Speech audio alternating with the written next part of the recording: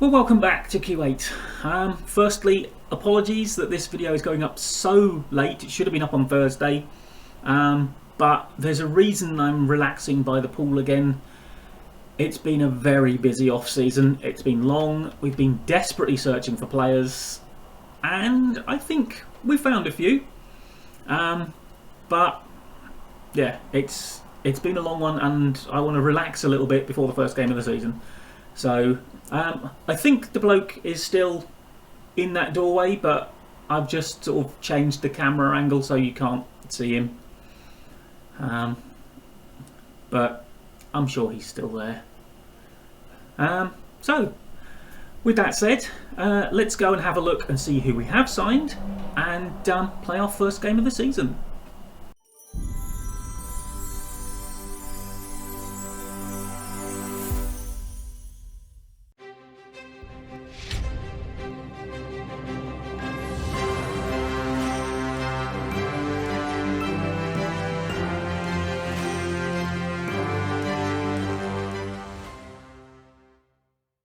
Okay, I'll try and give you a very quick run through of everything that's happened. Now, as you know, I was trying to mess around with the foreign player slots. Miguel Angel Pena is the one who's gone. He's gone to Atletico Palmaflor, who I don't know where. And the other outs we'll come back to in a minute. Now, most of the reason Pena went was so we could get the beautifully named Fernando Pitbull in, who turns out is actually someone who can play centre back as well. He's actually got a bit of talent. He's very good in the air, or very good at jumping anyway.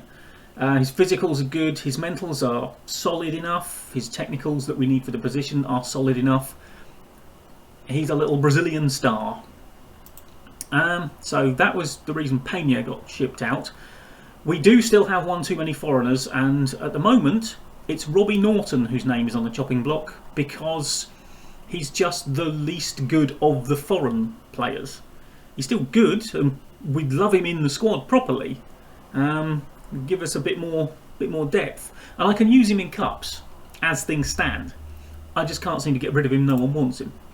Now, we went through a little bit of a spurt of signing centre-backs because we found this fella who, again, you can see the numbers are all not red in the important highlighted positions. But he's not even a starter because we also found this bloke who admittedly does have a couple of red numbers, but these are generally better. I mean, he's supposed to be the star man. Looking at that, I'm thinking he might lose his slot to Khaled Sabah at some point, but we'll see how he goes. So we're set at centre back. We've signed 3 good quality centre backs, which is again why we were happy to let Pena go. He's a centre back nominally, I think. Yes, and yeah, he's okay, but we just needed the space, and he was the one to get the chop. Now, who else have we signed? Jassim Al-Mosawi, who is a central midfielder. Now, just bear with me while I refer to my file that I have. He is actually currently rated as my backup deep-lying playmaker because we have fiddled with the tactics. I'll show you what they are in a minute. But he's a good, solid all-round player. Now, this one was a youngster. Again, I've noticed I was signing too many players who were over 21, and we know the board like they're young lads. So this one was one who's like, he's got a bit of promise. He's not that bad at the moment, and he's 20. So hopefully that was ticking a box. I don't think it has. They still seem to be very disappointed. Apparently, last I looked. Now this was another one who was signed purely because he was young, almost entirely for that reason. Because as you can see, there's a lot of red on that screen. Physically, he's not bad. He's got a lot of improving to do if he's going to be any use. And to be fair, the fans were not particularly happy with that signing. I don't blame them, but there was a reason behind it, which doesn't seem to have worked. But anyway.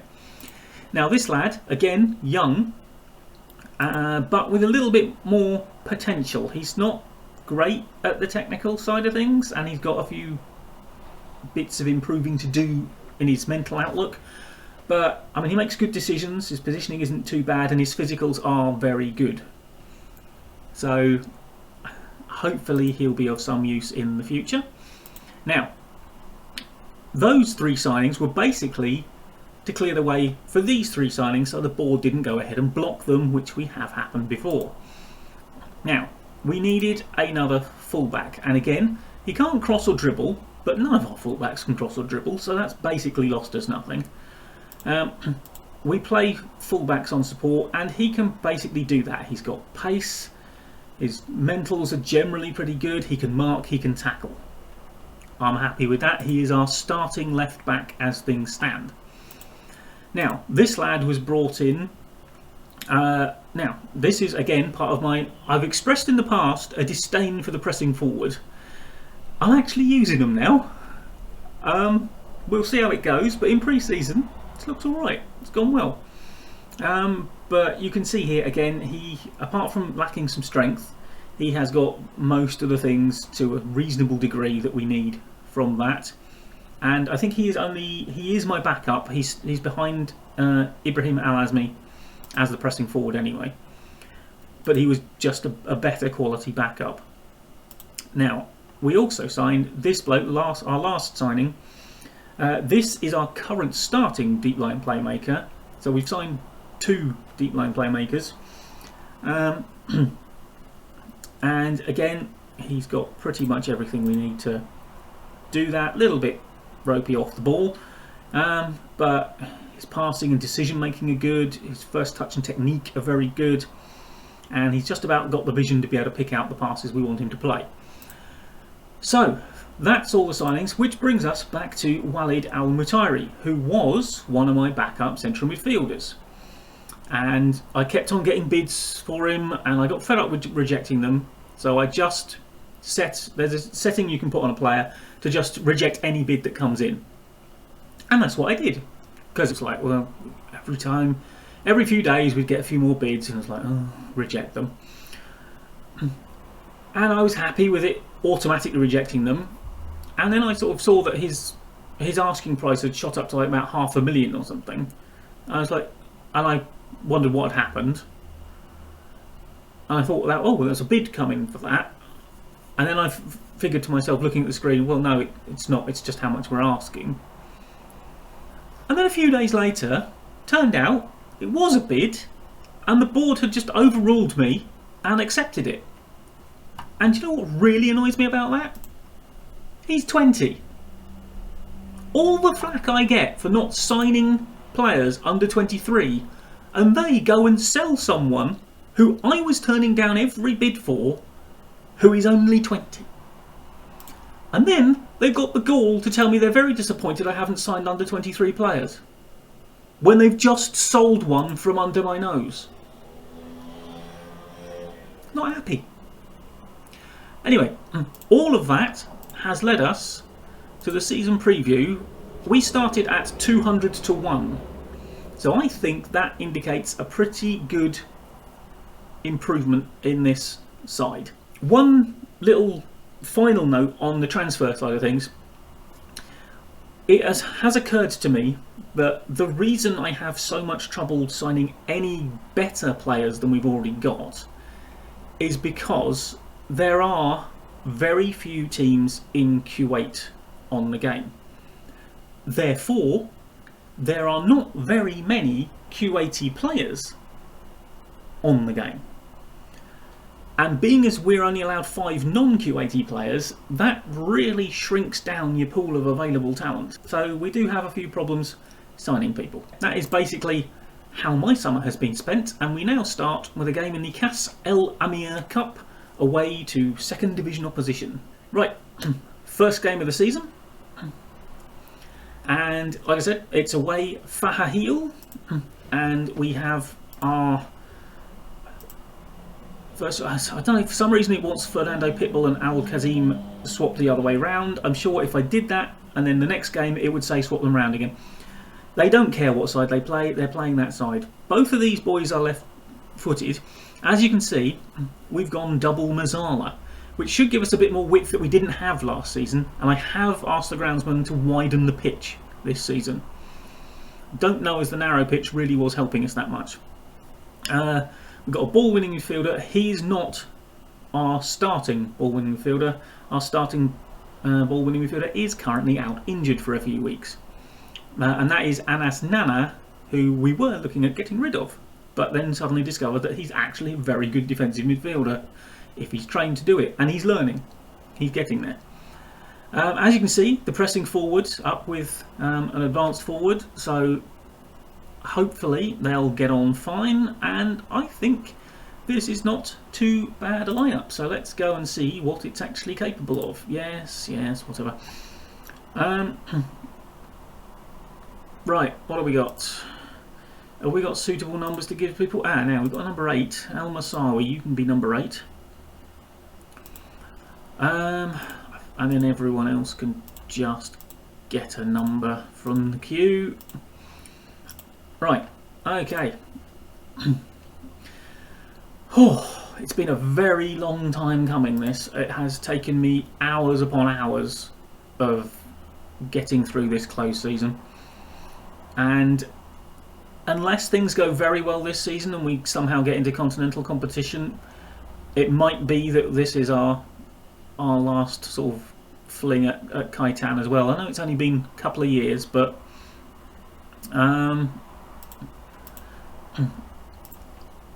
for the aforementioned reason of how difficult it is to actually improve the squad, just because of the real constraint on the pool of talent. I mean, I get so many scout reports and recommendations for foreign players, and it's like, I can't sign them. I mean, without basically sacrificing every foreign player I've already got and hoping I can get 5 that are actually better, there's not much I can do to improve things. Al-Qaisi is offside. Oh, good. That must have been tight, because that didn't really look offside. Now, quick pause. I get very suspicious when it doesn't show me a replay of the offside. Maybe it's just me. We'll give them a shout of encouragement and then we'll move on. I mean, possibly I'm paranoid. Oh my word, that's a horrendous challenge. He's got to go, surely. He's gone. He's gone. They're down to 10 men. I mean, that was... God, it was a scythe. This medieval peasant should have been proud of owning that tackle. Al-Qaisi, can he finish? Nope, he's taking it too wide, but that's an easy tap in for Al-Azmi. Not offside from that one because it was played backwards. We know that rule. We have looked quite good in pre-season. Admittedly, I haven't played anyone particularly talented. I use my pre-season for getting people fit and getting new players used to the tactic if I can. Obviously, we've got some players who are a little too new because they've well, that was a crunching double challenge on him, wasn't it? Because they've only just arrived. But fortunately, the ones who are in that situation, oh my word, he's hit the post, tend to be actually reasonably familiar with the sort of style we play already, so they haven't got as much catching up to do as they might have. Well, I know this lot are second division and down to 10 men, but we really are absolutely dominating them, aren't we? So it could be a decent start to the season. And happy with the number of shots so far. Sorry, every time I see the name Fernando Pitbull, I just get a shiver down the spine. What a name! Where has that come from? How is the game generated that? Because I mean, he's a newly generated player. He wasn't alive. Well, he was alive, but he wasn't a thing when we started this career. I don't think we've been going for long enough now that a 21-year-old was not on the game. Now he is getting a little bit tired, so what we'll do is we'll put Ivan Segura in for him. Anyone else tiring a little? Anyone else not playing all that well? Now, Al Ajmi is not playing that well, but he really needs to learn the positions. I'm going to leave him in there. Now, Mutairi is not playing great, so we'll give Al Mosawi a bit of time in there, a deep line playmaker as well. I mean, it's only 1-0, so we can't really go too... yes, we can demand a little more, actually. I don't know you're winning and you're not going to be happy at me demanding more, but I would like another goal, boys, just to make it safe, because I know what you're like. I know they haven't had a shot yet, but it doesn't look like they're going to get one. But the second goal, I don't know if that's a worrying sign that we didn't even manage the second goal against 10 men. But you can't argue with a dominant performance like that. See, XG, we should have scored a second goal. Disappointing that we didn't, but it's a win. They didn't get a single shot at our goal, and we're through to the next round, which is what the board wanted me to do. So the fact that I don't play direct enough football and don't sign enough children is hopefully going to be overshadowed by the fact that we're actually quite good when we get on the pitch. Now, it's the quarts de finale again. We will not be back for that game, I don't think.